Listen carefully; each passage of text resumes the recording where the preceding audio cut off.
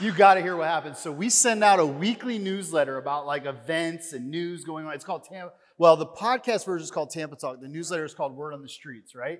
So you can subscribe, Word on the Streets, XYZ. It's just kind of like, here's what went on last week. Like it'll come out tomorrow morning. Here's some events coming up, like Gasparilla this weekend. Here's like this week in Tampa history stuff. And so he's helping like editorially, like, hey, I found some interesting news, some events or whatever. He sent me a link to the meetup for this. And I was like, oh my God, I feel like an idiot. I should have announced that on Tampa Talk like last week. And he's like, oh, no big deal. You didn't know. And I was like, no, you don't understand. We've been planning this for a while. This is like our event.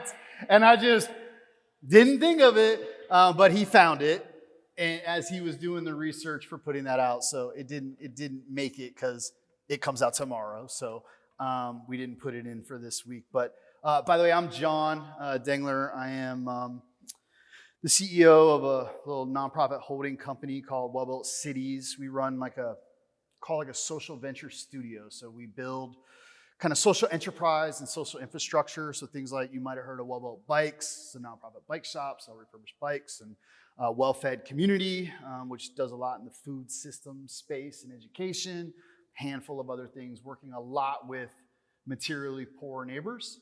I'm not going to dig into a lot of this tonight, but it is what initially caught my interest in this because I'm about building new economies, creating access, and I saw a lot of promise in these tools beyond, let's say, like monetary value. I saw tools for community development. Like I'm like, this is something the Black Panther Party wishes they had. You know what I mean? Like this is revolutionary technology that can really make an impact and something that really excited me. You can go ahead to the next one there. I'll just go ahead and jump in. So we'll start with this. Think about this. Has your life become more digital or less? It's a pretty simple answer. Just think to yourself, like, when was the last time you wrote a physical letter? Like by hand.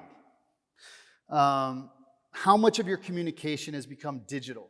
Like email, text, Zoom, or what about your like tools, your organizational tools, your calendar, your notes, et cetera, et cetera. What about entertainment, like YouTube, Hulu, Netflix? And then what about payments? What about money? Credit cards, Venmo, Cash App, online payments. So I don't know if you know this, but the reality is that only 8% of all money on earth exists physically. That means the other 92% is non-physical, digital. When you receive a paycheck or you pay your Netflix subscription or you order that cool thing on Amazon, those transactions are happening digitally without any physical cash changing hands. And most modern financial activity, including banks, have gone digital. It's second nature to think about assets existing electronically. So I want to stick with money to think about this, as I think it will help set us up well to discuss some key concepts tonight. Go to the next one. So if you took physical cash, like I have $1 and I give you the dollar, so person A gives it to person B, this is how we've done money for a long, long time. And it's like, well, now you know that I don't have it and you have it. It's very clean and very clear. We go to the next one. So what if we naively go, well, let's try to figure out a digital version of that. How can we do it digitally? Well, like the dollar has a serial number on it. So maybe I could just email you the serial number. But like that doesn't quite work, does it? Why? Because I still have the serial number. I could also send it to grandma, and I could send it to Leo, and I could send it to multiple other people. This is what they call the double spend problem. And it was actually really difficult to ensure that digital money is not easily duplicatable. And so what we would do then is, you can go to the next one, trusted third parties such as banks would be called in to prevent double spend. So they would introduce a centralized third party that would debit A and credit B. And this is how we've generally solved this problem. Banks and other major institutions have become the central authority to keep the centralized ledger. And now this may work in general, but I would argue that this system has some major vulnerabilities baked into it. Let's set that aside for now. And I want to look a little bit into the evolution of the internet so that we can maybe get our head around the term Web3, since this is what we promised to get into here tonight. So the internet has evolved. Maybe most of us are old enough to kind of have seen that play out. How many of you remember, go ahead to the next one. How many of you remember the first time you connected to the internet and you heard that dial-up, whatever sound, and you made that like connect, it connected you to the like World Wide Web, the information superhighway, and you typed in HTTP / whatever, and we would then find web pages, static web pages, news articles that were posted online. It's kind of like an online reading experience. Now, there were chat rooms in the early days, but the majority of the early internet, which you would now refer to maybe as Web 1, of course, then you wouldn't have, because like this is just the World Wide Web. It's the most amazing thing ever. But it was a read-only experience for the most part. Go to the next one. Websites that did allow users to log in would require a username and a password, which they did not store, and which a user would have to type in every time. My mom still has this like notebook, this paper notebook that says, "What the fuck is my password?" on the front.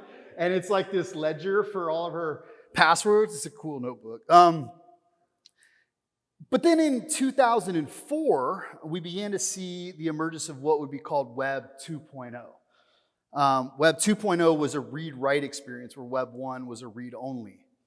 And so you'd see the emergence of MySpace. You guys remember this guy?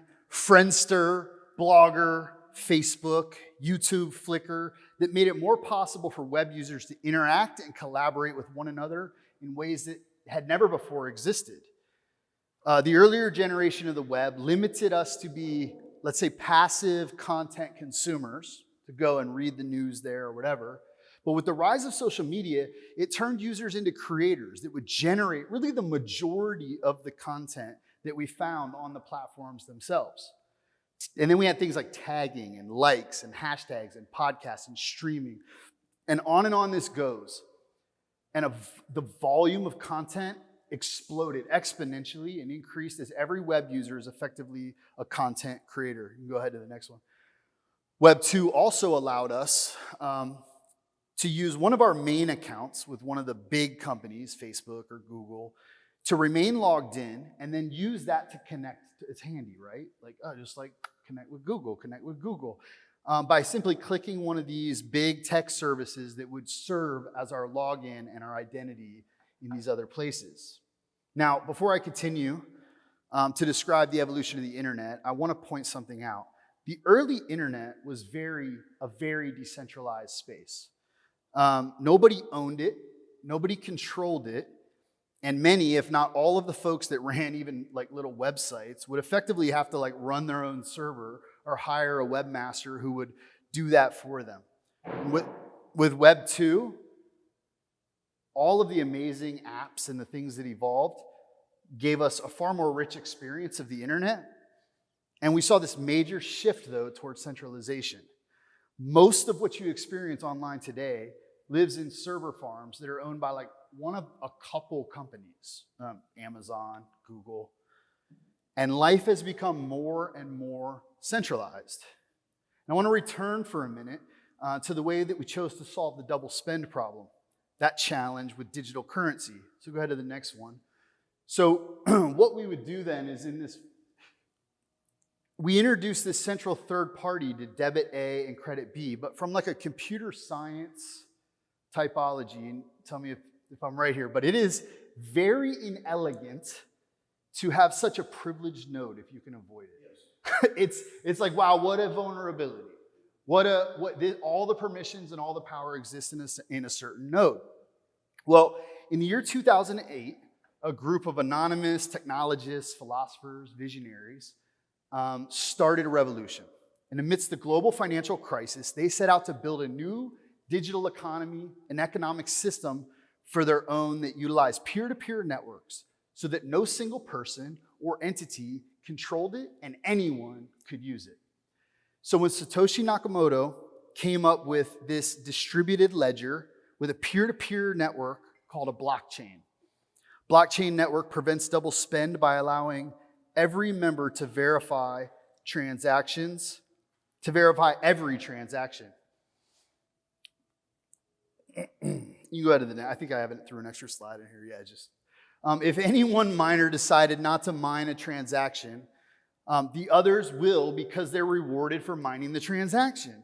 So it introduced a bunch of competing nodes all trying to mine that transaction. And it created a digital analog to what physical cash was that solved the centralized privileged node problem.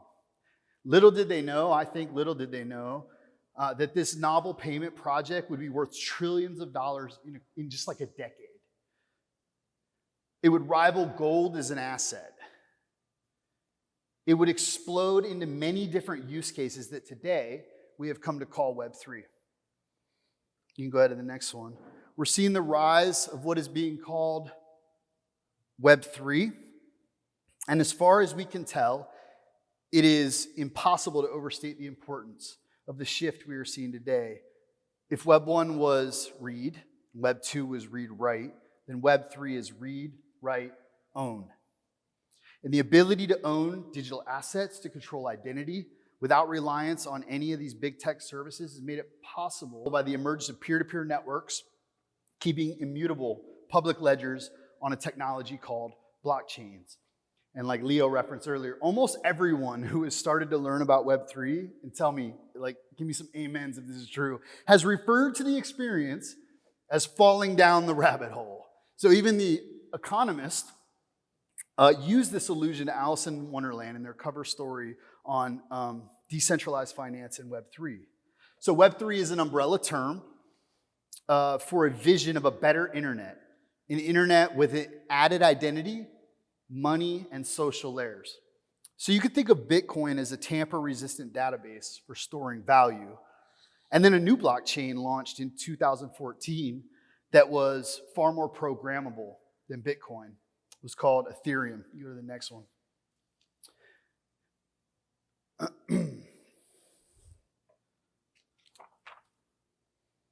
wonder if I have let me see what's next.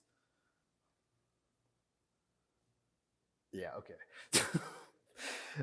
So in Web 2, if you want to move to a new platform, you can't actually bring your history with you in any way that retains its legitimacy. You have to basically start over. By the way, I had like a YouTube account back in the day. I used to make these videos I thought were good. Like, I was proud of them. I would sit and it was like philosophy and whatever, and I would like rant at these videos. And I do not have access to these anymore because that apparently was, I was using some paid like corporate account of YouTube. Like I had like, it was like at a domain that ceased to be paid and then it just vanished. And I learned a big lesson in like the vulnerability of like allowing my stuff to be stored on like their servers. But you have to start over. Whereas with Web3, you can choose to take your data, your money to another platform whenever you want, because you are not anchored. The database and the platform become the equivalent of a global utility, accessible and open to anyone for any purpose. And in this new web, regular websites or applications are referred to as decentralized apps, or some say DApps or DApps, however you want to pronounce it. I tend to go with DApps. Typically, you'll see like a Connect wallet. This is kind of the way that you will kind of sign in. These are usually open and free for all to use, regardless of where you are located or what industry you come from. Go ahead to the next one. So then the question becomes, like, what do you care about? Maybe you're an artist, and creators can interact directly with their fans using these tools. They can bake in fair compensation to their work without forking over a huge percentage of their money to, let's say, these big tech platforms that allowed them to sell through before. Or maybe finance that gives millions of unbanked people easy, free financial access. Or identity. You control your identity online and reveal the parts of your identity that you decide to reveal as you decide to. Ownership. Web3 technology enables provably scarce digital items, whether they be digital trading cards or tickets to an event or in-game items, digital music or art. Community, online social clubs provide perks to members, online residency programs, and are even used to collectively bid on rare items. My favorite version of that is, I don't know if you guys know that Wu-Tang recorded a one-of-one album called Once Upon a Time in Shaolin. There was only one made. It's a double disc set. They auctioned it off, and actually what's that dude's? Martin Shkreli won it, the like super villain himself. But when he went to prison and they took all of his stuff, they auctioned it all off, and then Pleaser DAO, this group of kind of Web3 kind of pooled resources that are getting like culturally significant things, and they won. And anyway, so communities can buy rare items that they have. Now they're not allowed to play, like in the contract, they're not allowed to play it publicly, so they can only do listening parties. So you have to like show up somewhere where they're doing it. And until I think we're 80 years out from it can be publicly released. So like in 80 years, I hope I'm still around. I'm trying to hear that album. And then one that I didn't have on the slide here, but also is really important and significant to me is credentials. So maybe it's your little badge from your training that you have like currently maybe on your LinkedIn or something, but badges from trainings or a kind of proof of work that functions as a CV or a resume. Like I've coded this, I've programmed this, I've done this, I've accomplished this. And actually having verified accomplishments and credentials that you could have represented in a wallet. But the big takeaway here is Web3 is a movement that grants me and you ownership over your data, identity, and assets. So let's talk about identity for a second because I'm not sure it's immediately obvious to everyone how important that actually is. Go ahead to the next one. So what is identity? I mean, the simplest definition would be like proof of who you are. We use systems to verify and authenticate you. So your name, your age, your home address, your email address, medical records, the login credentials you use for your electric company so you can pay your bills and deal with them and all of the other many websites and portals you have to go through. But these all contribute to defining your identity. While the current methods we use to obtain, store, and share these pieces of ourselves, they work, but they're all separate and composed challenges. So maybe you've have you ever lost like an ID and then tried to get an ID? You know you need ID to get ID, which is crazy. So like I work with a lot of folks on the streets and they like lost their backpack, they had their birth certificate and their ID, and it's like, they're doomed. You can't do it. It can't be done. It can be done, but it's like you need like a high-level college degree to kind of get through the process. But it's like you need that. Or try to gather your medical history. It can prove very difficult, especially if you've relocated or gone to different doctors, and try to like gather all those things together. Or try to keep track, like my mom's notebook, of your usernames and logins for email, bank, school. It can be a real headache. Every aspect of your life involves identity and identification of some kind, from housing to employment to education to medical history. And the more you do, the larger this kind of web of identity becomes. And what would it be like if all of these pieces of information were owned and controlled by you, and they were held together in one place and they were accessible to you? Like, I go to the doctor and they're like, have you had any surgeries? I'm like, lots. What are they? Like, I don't know, some stuff. Never mind, I haven't had any. This technology exists today, and it is evolving every day. And in Web3, new ways about thinking about identity are being imagined to address the next phase of digital identity. You can go to the next one. To navigate Web3, you need a crypto wallet. Similar to how browsers serve as a gateway to the internet, wallets serve as a gateway to interacting with crypto apps known as dApps, illustrating the role of traditional and digital wallets as you know them. So like, I have a wallet. You have start with like a physical wallet, and this will hold things. Maybe you keep it in your purse or in your pocket, but it has like, your ID. Maybe you have a little bit of cash. I don't have a lot. Maybe you have some credit cards, right? Maybe you have a picture of a loved one. So they carry some stuff. And then you have like, I don't know what my phone is, but on your phone, you have like a digital wallet, right? A lot of us will have a digital wallet, and it's very similar. It'll hold a variety of digital objects, credit card information, digital cash, maybe a photo of your driver's license, concert tickets, boarding passes, and there's a few other things that they're used for. And crypto wallets are a form of digital wallet designed for Web3 to store cryptocurrency, NFTs, and more. And they help you manage permissions with whom and when and where you share your data.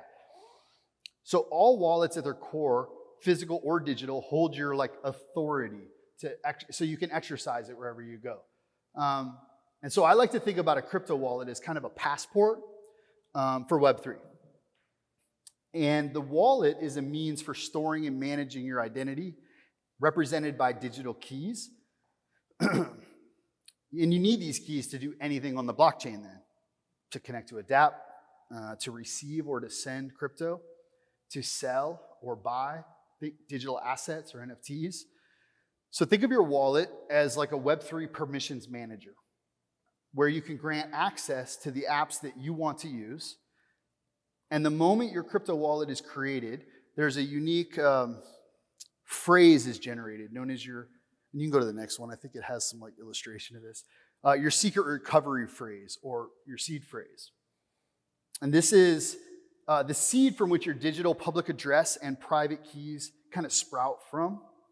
By the way, this is not it says Bollywood. This is not a real seed phrase, right? Yeah. So you get a public address. This is what a public address will look like down here. And then you'll get this seed phrase or this secret recovery phrase. I like that they're trying to use the language of secret, because if anyone has this, it's kind of keys to the kingdom, so to speak. Now, I want to pause for a second on this and talk a little bit about, so you've got a couple kinds of wallets, right? So you'll have what's called a custodial and a non-custodial wallet. So custodial, let's say, I would say more or less means centralized. So a Coinbase, maybe you have an account with Coinbase and you go through the KYC. It's like setting up a bank account, right? And you can buy, I actually think it's a great way to buy currencies. I want to put some cash from my bank, and I'm going to buy some ETH or some BTC. And then but I would say to use those, what I would do is use those like a public restroom. Do your business and then get out. Take those assets and move them to a non-custodial wallet, which means one that you hold.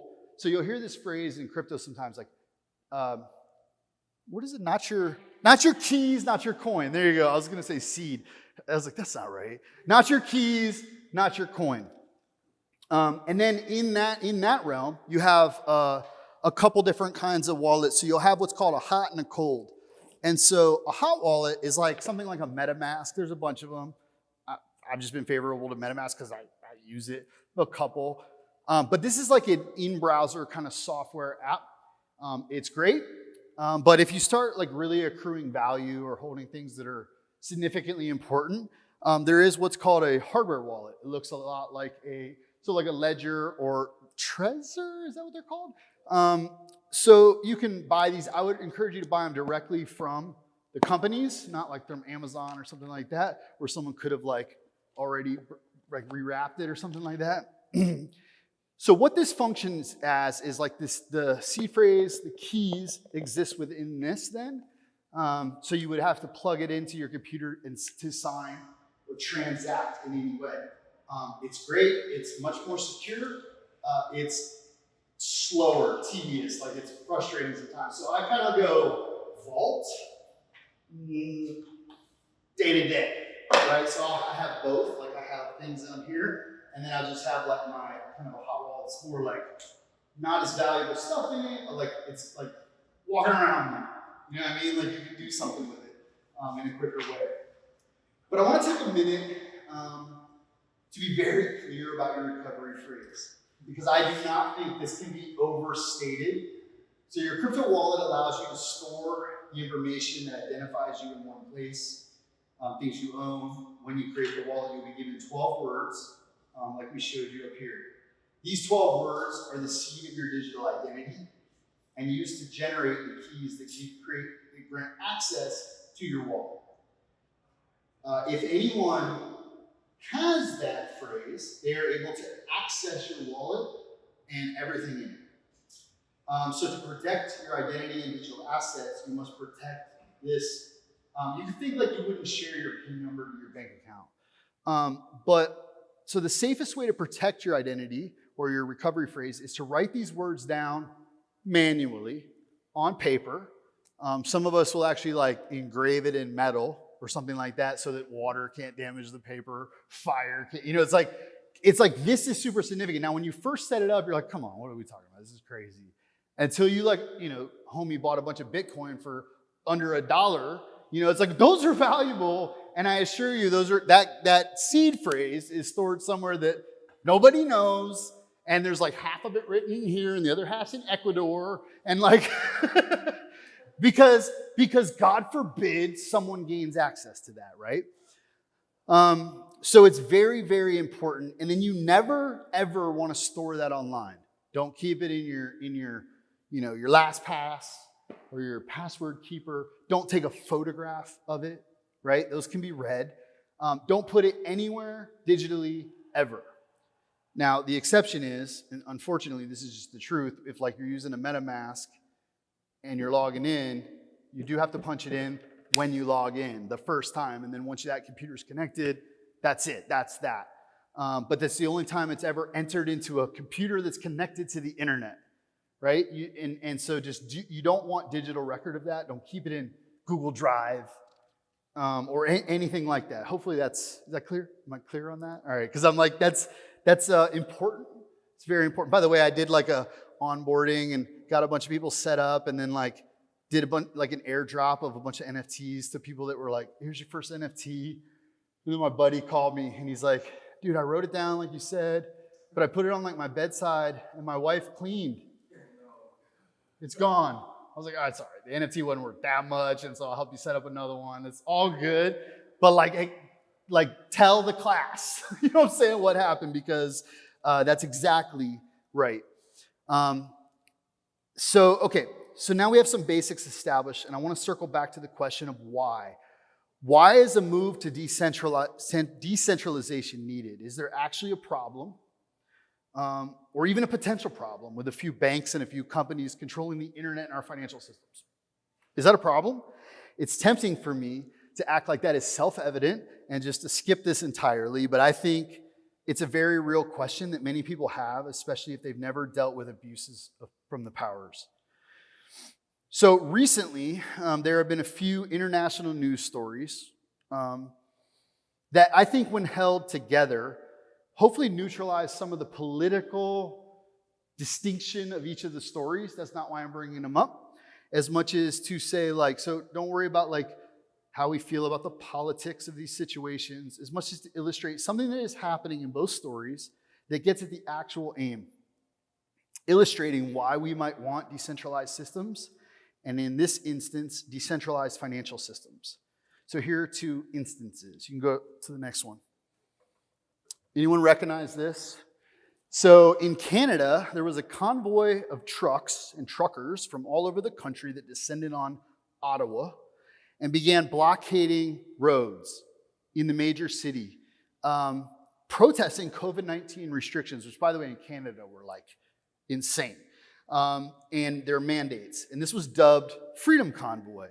And protesters occupied the downtown core of the capital of Canada, and they were like, we will not leave until these restrictions and mandates are repealed. So in response to this, the Prime Minister, Justin Trudeau, invoked what's called the Emergencies Act to freeze bank accounts and other centralized financial services used by protesters, as well as others that were trying to support them. Bank accounts, credit cards, their GoFundMe, like whatever it was, like frozen, cut off all access to financial systems. So the Emergencies Act is a statute passed by Parliament of Canada in 1988, which authorized the government of Canada to take extraordinary temporary measures to respond to public welfare emergencies, public order emergencies, international emergencies, and war emergencies. It had never been used. This was the first time that it had been invoked since it was passed in 1988. All right, let's go to the next one. The other story that I think helps illustrate this point is Russia invading Ukraine and the international sanctions that followed. The head of the Russia's central bank announced bad news for the nation. She said, the conditions for the Russian economy have altered dramatically. The new sanctions imposed by foreign states have entailed a considerable increase in the ruble exchange rate and limited the opportunities for Russia to use its gold and foreign currency reserves. Russia's economy is facing the gravest crisis since 1991 fall of the Soviet Union, after the West imposed heavy sanctions on almost every Russian financial and corporate system following Moscow's invasion of Ukraine. The Kremlin accused the US of declaring economic war on Russia. So these stories together, I think, illustrate ways that centralized powers can weaponize financial systems. And this reality is probably the most obvious of arguments to be wary of centralized institutions, lest one day it is your accounts that they freeze. So Trudeau, invoking the Emergency Act, made it so that the Canadian government could freeze its citizens' bank accounts without due process or court order. The order said that the banks and financial services provided included credit unions, loan companies, crowdfunding platforms, and crypto exchanges. Wait a minute, I thought that crypto was like an alternative, but remember I said there are these centralized exchanges, and this is what they actually still answer like a bank to the government. Again, public restroom, like get them out, right? But providing any financial or related services to people associated with the protest. So it's important to remind you of the emphasis in the, So cryptocurrencies like Bitcoin or Ethereum can be held in these non-custodial wallets, which gives sovereignty to the individual that holds possession of that seed phrase. Real power. Remember, not your keys, not your crypto. So in Canada, if you were involved in or supporting, like if that was like grandpa or something, you're like supporting, like trying to make sure he can eat, they could freeze your life savings, cancel your credit, stop your mortgage application, eliminate you from the banking system, and blacklist your crypto wallet from interacting or transacting with any centralized exchanges. So even if you hated everything that convoy stood for, it's important that we don't overlook the undermining of rights and due process that took place. This could have been Black Lives Matter, this could have been a religious group, this could have been a political party. In the end, it doesn't matter. What we need to ask is, what if it was you? And when we think about rights and rules, it's really important that we do not lose sight of what should be out of bounds. We don't lose sight of that because we just don't agree with the people that it's happening to. The tables could turn in a moment's notice. This has caused a lot of Canadians, regardless of their feelings about that particular protest, to consider taking their money out of the banks. Go ahead to the next one. Some of you will know DHH. This is a Danish programmer, the creator of Ruby on Rails web development framework. He has been a long-time vocal critic of cryptocurrencies, but then he recently published an incredible article. I really encourage you to look it up and read it. I was wrong. We need crypto. In direct response to these events in Canada. In the article, he wrote, I don't think we have any idea what kind of radicalizing seeds have been planted by Trudeau with these actions. This is one of those world events that you can imagine a documentary of the future opening with. It all started when. So whether it's a Ukrainian fleeing war, a Canadian protester, a Russian trying to protect their life savings, the self-custody of non-sovereign money enables people to protect the value of their wealth from the decisions of misaligned political powers. It is extremely useful to the individuals of both Russia and Ukraine that are being devastated by conflict. Ukrainian and Russian citizens both were able to turn to cryptocurrencies to navigate while still under extreme sanction. There was a huge spike, if you watched at that time, during the ruble BTC exchange. The volumes were through the roof, astronomical. And there were reports from the ground like the following tweet. My Ukrainian credit cards don't work anymore. I'm safe physically in Kazakhstan, but all my savings are gone. Crypto is the only money that I have.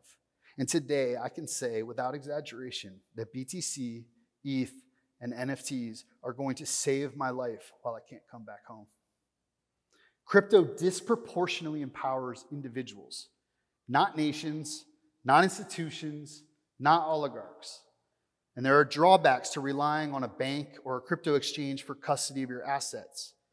For example, you must authenticate yourself at the bank or every time that you want so they can let you access your accounts. Now, normally that's a good thing until you try to like run some transaction and they go, oh, that seems like out of normal, and they freeze your card. Does this ever happen to you? Or like I travel, but I didn't tell them and they let my card shut down. It's like what it reveals is that these intermediaries actually control your assets, that they're the ones that give you permission to access them, and they can take that permission away.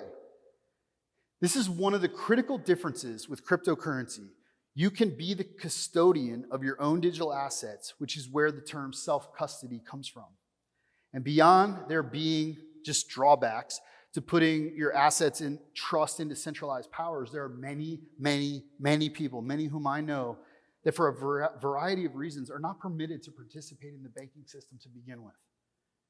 Like, for example, in our community, in the university area, there's all these migrant communities that, for one reason or another, they cannot participate in the banking system. They work for cash, maybe they're not here legally. Like, there's a bunch of different versions or scenarios of this. Working class, poor neighborhood. So they carry a ton of cash, like foolishly, but where can they deposit it? Where can they put it? And now others in the neighborhood are going, oh, those Mexican boys have a ton of cash and they're getting jumped and they're getting robbed because of this scenario.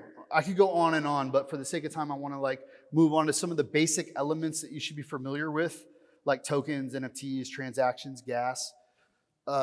So I think the easiest to start with is to understand a standard token. This could be ETH or Bitcoin or DAI or Doge or one of a million other digital currencies. They've proliferated substantially. But tokens are what you would call fungible.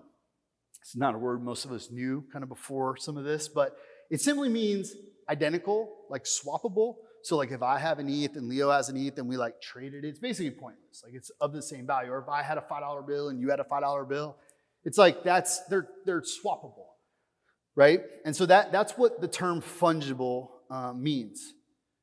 And in the Ethereum ecosystem, tokens are a protocol known as ERC20. And because of the proliferation of tokens and uses for them, the ability to exchange one token type for another is essential to engaging in decentralized finance or DeFi and Web3 really as a whole. So that's what's called swapping tokens. And it's really fundamental to DeFi primitive. And the good news for those learning about all of this for the first time, a tool like MetaMask has like swap built right in on the wallet, which is great, works really well. There are other ways you can do that, decentralized exchanges, things like that. But it's a nice like, ooh, there you go, it's right there. Now within the world of DeFi, there's all kind of things that you can do with your currencies, and we won't be able to dig into all of those.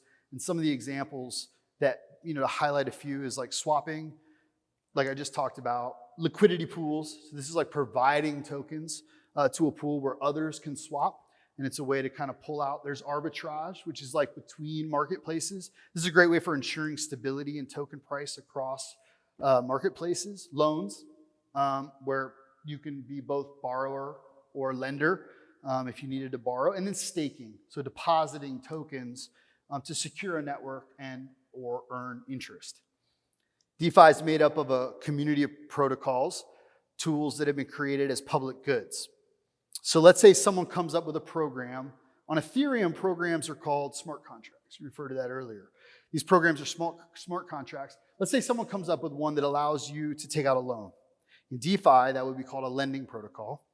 And these protocols work predictably. They work as programmed, no matter who is accessing them, with total transparency into their usage through blockchain records. So once that lending protocol is published, anyone can use it to take out a loan if the proper inputs are provided for. They can even copy that code and make their own version of it.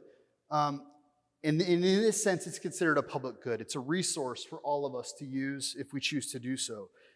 So users generally interact with these DeFi protocols through their website or dApp by connecting their wallet and giving that dApp permission access to their tokens. These programs built on Ethereum are called smart contracts. Go to the next one. So smart contracts are generally built on an ERC 721 protocol, which is also known as an NFT. So wait, NFTs aren't just like a picture of a monkey. They're that too. But no, actually it's an entire program kind of written. So a smart contract is a self-executing contract with terms of the agreements between buyer and seller being directly written into the lines of the code. So if you think about the pictures that we're familiar with, think of like the back of it as like an entire contract, a certificate of authenticity and all the record of ownership and residual income to the artist and all that. It's like it's a contract on, let's say, the back of the monkey or whatever. So the code and the agreements contained in it exist across distributed, decentralized networks, the blockchain.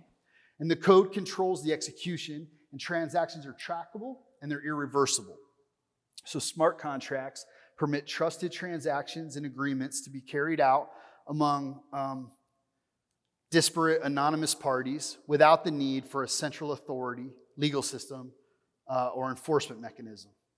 Let's go ahead to this next slide. I think the best way to illustrate this is a vending machine.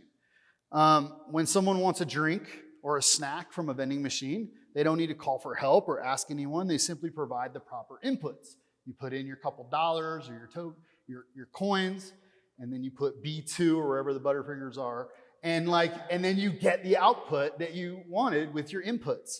It's automated. If you give it the proper inputs, you'll get the right outputs. That is effectively a smart contract. It is a simple code that facilitates a transaction. Make sense? All right, so what? Why might this be useful? So let's take, for example, Kickstarter. Kickstarter is a crowdfunding platform. Probably most of you are familiar with it. It's great. I love it. Where projects can raise money from a collection of supporters. And when they achieve their goal, the platform will debit the supporters and credit the project. It's a great platform. It's served many projects extremely well. And it also necessitates this trusted third-party broker, namely in this case, Kickstarter, to debit and credit appropriately. So this is a great example of a function that can be done by a simple code on a smart contract. Instead of trusting a third party, a smart contract, by the way, has a wallet in it. It can store funds. So let's say people deposited funds that if all of the funds were met would be given to the project, but if it wasn't in a certain timeline would be deployed back to their wallets or something like that. But this is just one of endless examples of what can be done. Smart contracts are actually brilliant. I would say they're brilliant contracts. They give you, here's what they give you. Autonomy. So you're the one making the agreement. There's no need for brokers, lawyers, intermediaries. Trust. Your documents are encrypted on a shared ledger, and there's no way for someone to say they've been lost. There's backup. On the blockchain, documentation is duplicated many times across the different nodes of the network. Safety. There is no hacking a blockchain. Speed. By the way, where there is hacking, it's social hacking. It's like you gave them that seed phrase because you're dumb, and like that's what happens. And in some cases, not because you're dumb, it's because they're really smart. I've heard some really sick scenarios of that. But to actually change the data on a blockchain, it's an immutable ledger. It is not possible. Speed. You ordinarily have to spend chunks of time doing paperwork to manually process documents. God, I bought a car for our nonprofit recently. I was like, it took 9 hours. It was crazy to me. But anyway, smart contracts use software code to automate tasks and can shave hours off of a range of business processes. Savings. Smart contracts can save you money because they knock out the presence of intermediaries. So like, for instance, you might have had to pay a notary to witness the transaction. In this case, that's not true. And then accuracy. Automated contracts are not only faster and cheaper, but they avoid the errors that come from manually filling out heaps of forms. There are so many use cases for this technology that we've only begun to realize the possibilities. There's no end to the range of industries it can impact from, I don't know, payment on delivery, insurance, title. The list goes on and on. In fact, not 2 years ago, right here in Tampa Bay, and I think some of our ladies in the back might be familiar with this or were involved in this, was the first real estate sale that took place as an NFT. And so while there are millions of other things that I would love to dig into and talk about, I want to kind of wrap us up, and hopefully we have, before we get run off, a little bit of time for some back and forth. But I want to cover one last thing, because I would consider to miss this a total failure of a 101 course: gas. Transactions cost gas. So you've heard of mining Bitcoin, mining Ethereum. So what is that? And how does it work? Well, simply put, running a node to validate and execute transactions onto the blockchain is a way that is what mining looks like, right? And it's a great way to earn, but where does that money come from? That money comes from every single one of us that uses the network. And so we pay transaction fees. So almost every transaction that you make on the network will cost what we call gas. Now, sometimes that's a nominal number that's easy to stomach. And sometimes it's an outrageous number that makes you think this whole thing is broken and it'll never work. So those fees are based on a couple things. Those fees are based on the size of the data size of the transaction. So it's much cheaper to send you a couple ERC20 tokens. Here's a few ETH. It doesn't even matter the value of that transaction. It's an easy thing to do. Thank you for that. Whereas if I'm publishing a smart contract with a lot of data in that contract, and it can be very expensive. The other thing that it depends on is the supply and the demand on the network. So if there's a lot of traffic at a certain time, so there's been a time where I've come to do something on the network and I'm like, what the hell? And then I'll just go Google mints, drops, what's going on today? And it's oh, there's some huge thing going, there's just major traffic times where there's a bottleneck. It's just simple supply and demand. So an analogy I thought of that I think helps understand this is, Uber. Have you ever tried to get Uber outside of a big event when everyone's trying to leave and they want $900 to get you 15 miles or something? It's what are we talking about? But that's a surge charge, and it's the exact same thing. It's the exact same thing. It's there's only so many cars, there's only so many transactions that can be mined, and all of you want in. So supply and demand. This is how that goes. But the beautiful thing about the fees on the blockchain is that they're transparent. You can easily check what it will cost to run a transaction. Sometimes it's easy, and sometimes you go, well, maybe I better wait for the morning and see what it looks like then. But I think as these networks scale and more nodes are added to the network, as well as some of the technological advancements like layer 2 solutions, things that we're not going to get into tonight, maybe for a deeper, longer class, are going to help making transactions more and more affordable and accessible. We're still very early in so much of this technology. By the way, I want to show you, go ahead, there's one more slide. This just stood out to me. So this is just Western Union to send money to El Salvador. Let's see, how much would I spend? How much does Western Union charge to send $100 overseas from your bank account? Significant fee of $14. Sending the same amount from your credit card could cost you $20.50. The maximum you can send in $5,000 in a day. It'll cost you $243. Blockchains are making a world of a difference for folks that are sending remittances to their country. Just look at what our centralized systems are charging, and you wouldn't believe the hoops they make people jump through and some of the time some of these transactions can take. Blockchains are immediate, and in this case, much cheaper, and a phenomenal solution in this particular use case. All right, so I'm gonna shut up. Thank you, guys. Thank you. Hopefully this was thought-provoking and somewhat helpful. I don't know how, maybe we wait till they come shoo us or whatever, but let's chat a little bit. I mean, one of my biggest goals for tonight is really y'all really getting to know each other and joining to the meetups. So we play pickleball next time or something like that. But yeah, any thoughts, any questions?